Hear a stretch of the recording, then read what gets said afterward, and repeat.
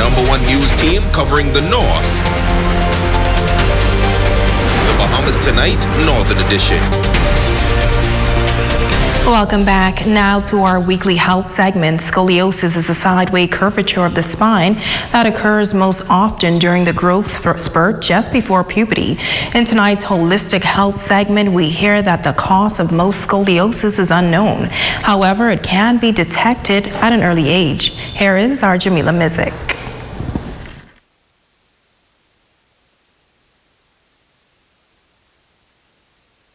If you're suffering or any other joint pain, then you may want to see a chiropractor. Today on Holistic Health, we talk to chiropractor Michael Henley about body alignment and its effect on your overall health. Body alignment is, another way to say it is symmetry, or your body being symmetrical. So with everybody, you have your spine that splits your body in half, and everything on the right side is equal to the left side, all the muscle groups and bones, typically.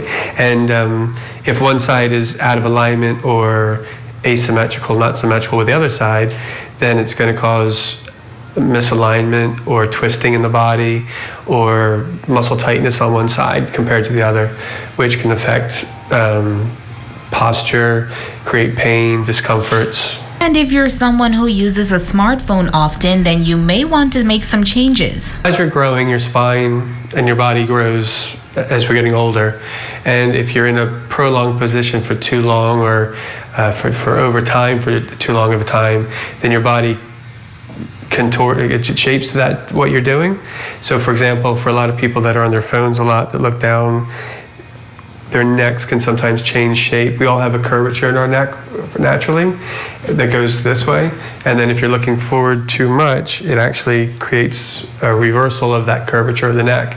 And then when you stop growing at the age of around 18 or so, that's how your body is for the rest of your life. He shares this advice on improving your posture. As an adult, a good thing to do for posture is just general sort of everyday self-observation. If you're working on the computer for too long, notice that you're slouching too much. Some people, if they have a computer screen, a guy in IT told me this a long time ago, he put a little post-it note in the corner of his screen and it said, "Get up." And so every 30 minutes or 45 minutes, he would see the note and he would get up from his screen, walk around, do something completely opposite to this position, and it helped his back out a lot. And of course, exercise, staying in shape, exercising, having a trainer, doing some sort of program on a regular basis, whether it's just gentle walking around your neighborhood or being involved in like a CrossFit class or something more advanced like that. Posture and muscle tone is good because it sort of pulls everything together and tightens the body up. And how do you know whether you should see a chiropractor or a massage therapist? Well, here's the difference. Typically, it's personal choice. A lot of people will go to a massage therapist if they feel tight, muscles are tight, knots in their backs, that type of thing. More than likely, they'll go to a chiropractor when they have neurological problems, sciatica, pain down the legs, shooting pains, they turn and their back, jolts their back, numbness, pins and needles, that type of thing. That typically will bring people in to see a chiropractor. Now, Henley suggests that children receive spinal screenings early on to detect if there is a curvature of the spine, also known as scoliosis, because he says it is often undiagnosed. Until next time on Holistic Health, I'm Jamila Mizik. Thanks, Jamila. In other news, schools in Grand Bahama and around the world are still transitioning to virtual learning. The rapid global shift has increased the demand for electronic devices for teachers and students in the classroom. While the school on Grand Bahama is the latest recipient of brand new state-of-the-art devices to help navigate through this new way of learning. Jay Philippe has more. The Beacon School receiving some 21 brand new computers and 14 projectors courtesy of the Beacon for Change, which is a charitable organization based in Miami, Florida. The devices were donated by Carol Gardner, president of Tucolti Economic Development. Sonlis Martin Jr., chairman of Beacon for Change organization, was present at the school to make the donations. We've been doing this for the last 10 years. Every year I reach out to Ms. Moss, the local principal of the university, of the school, and ask her what is the need for the school. And so she told me, this time we'll do computers and the projectors. So she did that, and we found it fitting to make it happen. Just to come here and just to see the kids, the smile on the kids' face, and just providing them the resources that they need. Because the need is a great need, and everybody's been affected, but you can't compare the effects on the island as compared to U.S. The computers and projectors will be used by teachers at the school to carry out lesson plans.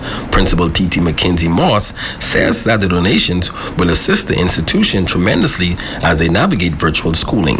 Every child in the school now has a tablet to use in the classroom, but our teachers were the ones who don't have devices. So I made sure that every teacher have a device, and we are so happy now that teachers can actually use the laptops and the projectors in the classroom to teach their lessons. The Minister of Youth, Sports and Culture, the Honorable R.M. Lewis, and District Superintendent of Education, Ivan Butler, also on hand at the Beacon School, receiving those donations.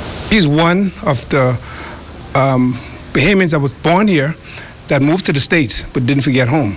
He always thought about coming back and giving back. Anything to do with the Bahamas, Sunless is on board. And I can say that from a personal perspective, and I'm extremely proud of him, and I would want to encourage other Bahamians living here or abroad to seek out an organization, seek out a cause to give back.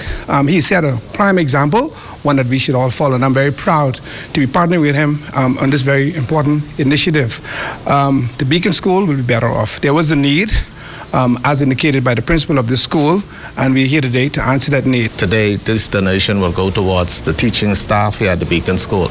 Every teacher at this school will be afforded the luxury of having a brand new laptop and a projector for their class. So here at a school like the Beacon School, where special education is a priority for us, we are very pleased and very generous. We are very thankful for this generosity today. According to Martin, for over 10 years, Beacon of Change has been working hand in hand with local communities, businesses, civic organizations, and Bahamian leaderships to help create change and opportunity for Bahamians. Rayvana Ferguson, board member of the Beacon of Change, adds that this donation is a small step towards a movement to build a more resilient future for young Bahamians. It's definitely a good initiative that it's been put in place, thanks to Sunless. And again, the things that he does, especially in terms of giving back to the Beacon School and just the island in general, is to be commended. I'm Jay Philippe, ZNS Network News. And now we go to a check on sports with our Jay Philippe.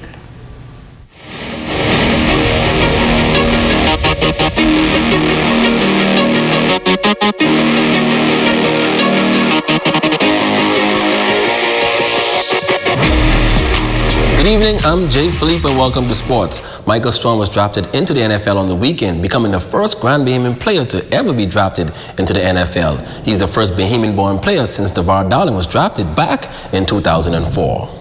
Michael Strong was selected in the final round of the NFL draft by the Indianapolis Colts with the 229th pick. The 6'5" wide receiver that once attended St. George's High School says that hearing his name called on the final day of the draft was a dream come true. It was definitely a dream come true. It was a patient process. I had to be patient and continue to stay sharp and continue to work and get better. But, when I heard my name called, it was just, like I said, a dream come true. And now I'm just excited to be Indianapolis Colts and be in a position to represent my country. The huge target with speed and athleticism says it's now time to get to work. Just to know that all of the hard work finally paid off, and moving forward, I'm just ready to continue to, bring some wins to the organization. Strong is expected to travel to Indianapolis in the next few days to meet with the team at the Lucas Oil Stadium, home of the Indianapolis Colts. I'll actually be traveling to Indianapolis this coming Wednesday to take a visit, see the coaches, see the teammates, see the area I'll be at. And training camp starts in July. Michael Strong understands the importance of teamwork. In fact, his team of family and close friends were there on draft day as they witnessed history. The support group is always great. It meant the world to me. They came over, they traveled all the way from the Bahamas, so I just wanted to give them an experience, they never had before. And it was just a special time for all of us. The Minister of Youth, Sports and Culture, the Honorable R.M. Lewis, also sending his congratulations to Michael Strong on being drafted. His family has been very active in the sporting arena. I know his mother, his father from way back, and they did a wonderful job of raising him. And like you said, he went overseas to a small school, not any of the big schools, but based on his performance, and when you look at the odds of being drafted in the NFL, he's broken some serious barriers.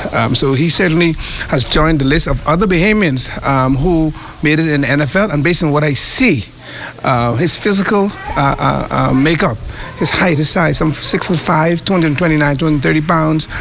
His focus seems to be so determined. And with the family support, I can see great things happening for Michael Strawn. And that's a quick check on sports. I'm Jay Philippe. Be blessed.